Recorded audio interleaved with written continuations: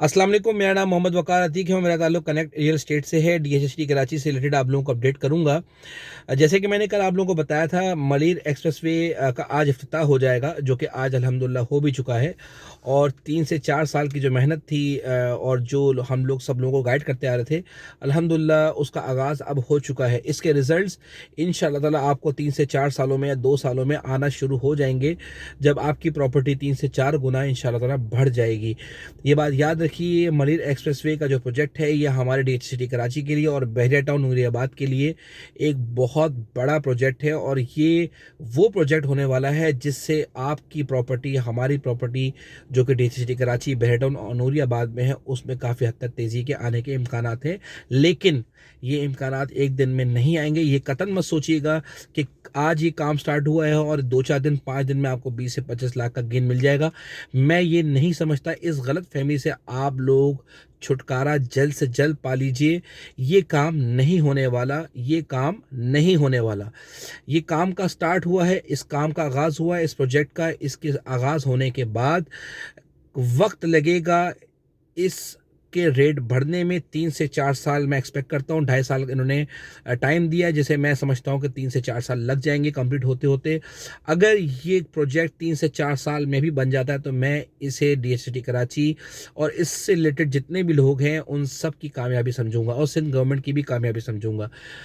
हालांकि सिंध गवर्नमेंट के लोगों ने और आसियान ने ये बात कही है कि हम मैक्सिमम भी, इसे 2.5 साल का प्रोजेक्ट है, हम इसको मैक्सिमम 3 साल तक ले जाएंगे। इनका ये फ्लैगशिप प्रोजेक्ट है और इस प्रोजेक्ट का इन्हिसार हमारी कराची की तरक्की से लिंक किया गया है। मुझे ऐसा लगता है कि ये इंशाअल्लाह ताला प्रोजेक्ट बनेगा ही बनेगा। लियारी एक्सप्रेसवे की तरह ये 8 9 साल में कंप्लीट नहीं होगा, ना ही लिटिगेशन का ये शिकार होगा। बहरहाल नेक्स्ट स्टेप की तरफ जाएंगे। रेट्स जो 90 92 लाख रुपए में जो ट्रेड हो रहे थे, वो उसमें 2 से 3 लाख रुपए का फ़र्क आया। आने के बाद 2 से 3 लाख रुपए का फ़र्क आने के बाद मार्केट, मुझे ऐसा लगता है कि मेच्योरिटी के साथ आज नहीं बढ़ रही, और जो कि अच्छा साइन है, बढ़ना भी नहीं चाहिए।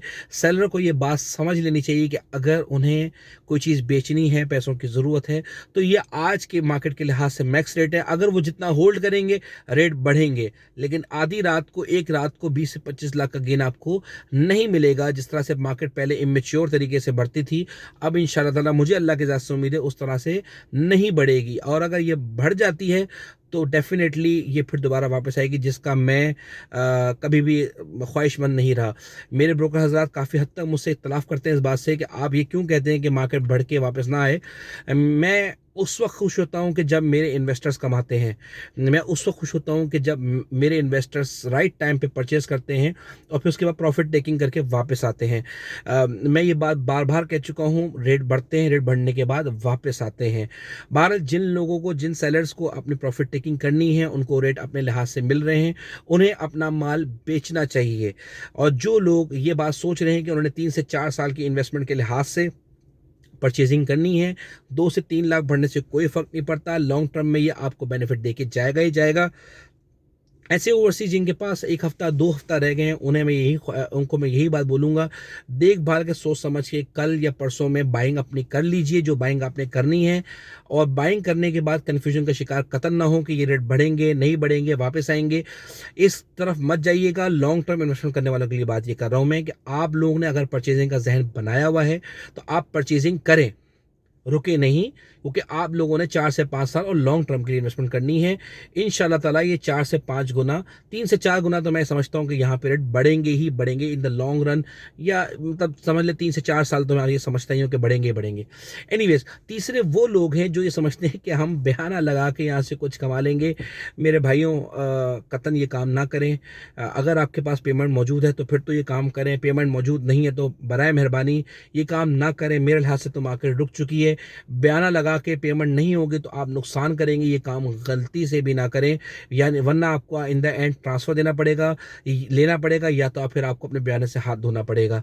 उससे मार्केट में भी फर्क पड़ेगा और मार्केट नेगेटिव होती है आपके बयाना लगाने से। मैं शॉर्ट टर्म इन्वेस्टमेंट करने वालों को ये बात बोलूँगा कि ये इन्वेस्टमेंट 2 से 3 महीने की भी इन्वेस्टमेंट के लिहाज से भी राइट टाइम नहीं है। 2 से 3 महीने के लिए भी इन्वेस्टमेंट नहीं करनी चाहिए। मिनिमम भी आप अपने जहन में 9 महीने या 12 महीने को जहन में रखिए। 2 महीने में भी आपको ट्रेडिंग से बेनिफिट नहीं मिलेगा। अल्लाह की तरफ से बेनिफिट मिल जाए तो एक अलग बात है, लेकिन चंद दिनों में, चंद महीनों में मैं यहाँ पर बहुत बड़े तब्दीली आते हुए नहीं देख रहा। अल्लाह की तरफ से आ जाए तो वो एक अलग बात है, लेकिन जो मार्केट ट्रेंड है, जिस मैच्योरिटी के साथ मार्केट बढ़ रही है आहिस्ता आहिस्ता, इस तरह से मैच्योरिटी के साथ बढ़ते के साथ साथ मुझे नहीं लगता कि बहुत बड़ा चेंज आएगा।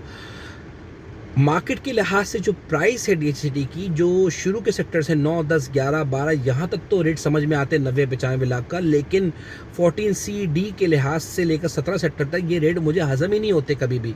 मैं उन लोगों से भी मुखातिब हूँ जिनके 17 सेक्टर से लेकर 14 सेक्टर तक जिनके पास प्लॉट हैं DHCT में, वो भी अपनी प्रॉफिट टेकिंग करें, ये पीछे का माल बेच के आगे की तरफ आएँ।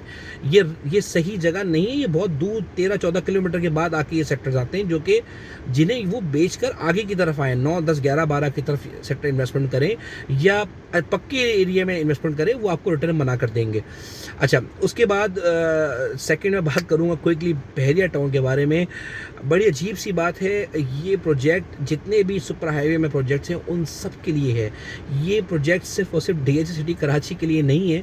हालांकि इस प्रोजेक्ट में आने के बाद वहाँ पे जो प्रेजेंस होती है वो भी DHCT कराची वालों की ही होती है। अगर हम बैठे हुए देखें तो हमारे डेफिक क्लियरेंस ही वहाँ बैठे हुए थे। मलिर एक्सप्रेसवे से मुझे इतने ज़्यादा लोग नहीं दिखे, MDA स्कीम 1 से नहीं दिखे, बहरिया टाउन से मुझे बड़े बड़े लोग नहीं देखे, पता नहीं क्यों, मुझे समझ में नहीं आता। जबकि बहरिया टाउन को भी इससे बहुत बड़ा बेनिफिट मिलेगा। ये प्रोजेक्ट बनेगा तो डेवलपमेंट की वजह से तो बहरिया टाउन में फ़र्क आता ही आता है। इस प्रोजेक्ट के बनने के बाद इजी एक्सेस होने की से भी आपको बहुत ज़्यादा फ़र्क पड़ेगा। ये मेरी राय है, लेकिन अब तक फ़र्क क्यों नहीं पड़ा, इसकी रीज़न मुझे ऐसा लगता है कि शायद बहरिया टाउन के वो बड़े ब्रोकर्स हैं जो पार्टियों के सेंटिमेंट्स को लेके चलते हैं या जो वीडियोस बनाते हैं। मैं उनसे भी मुखातिब हूँ, अगर मेरी वीडियो उनकी नज़रों से गुजर रही है तो काइंडली आप भी अपने कस्टमर्स को ये कन्विंस कीजिए कि इस प्रोजेक्ट से बहरिया टाउन को भी फ़र्क पड़ेगा, जबकि अब तक कोई फ़र्क नहीं पड़ा है। प्लॉट्स की अपनी जगह पोजीशन है, बिल्डिंग्स की अपनी जगह पोजीशन है। जो आइसोलेशन की वजह से, लॉकडाउन की वजह से जो वहाँ पर हेल्दी इन्वायरमेंट क्रिएट हुआ है बिल्डअप प्रॉपर्टी में, फ्लैट्स में, विलाज में, वो मैं हेल्दी इन्वायरमेंट, वो मैं ट्रांजैक्शंस, वो ट्रेडिंग में प्लॉट्स में नहीं देख रहा। दिन ब दिन प्लॉट्स की ट्रेडिंग कम होती जा रही है। रेट्स बहरहाल नीचे नहीं आ रहे, लेकिन ट्रेडिंग कम होती जा रही है, जो कि एक बाद में ये बात समझाने को समझ में आती है कि अगर ट्रेडिंग कम हो रही है तो फिर रेट भी डेफिनेटली कम होते जाएंगे। कभी ना कभी तो रेट नीचे आएंगे ही आएंगे। अगर ये मलिर एक्सप्रेसवे बनता है तो ये 110% बहरिया टाउन को भी पॉजिटिव वाइब्स देगा, नूरियाबाद को भी देगा, DHCT को भी देगा, ASF को भी देगा। जिस हद तक वहाँ पे सुपर हाईवे में प्रोजेक्ट्स बने हुए हैं, सोसाइटीज़ बनी हुई, उन सबको ये पॉजिटिव वाइब्स देगा। आपका दोस्त, आपका भाई मोहम्मद वकार अतीक, आप लोगों का आखिर तक वीडियो देखने का बहुत बहुत शुक्रिया।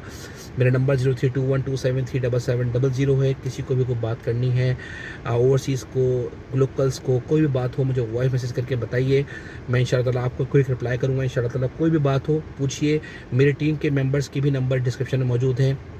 जज़ाकल्लाह खैर, थैंक यू, अल्लाह हाफ़िज़।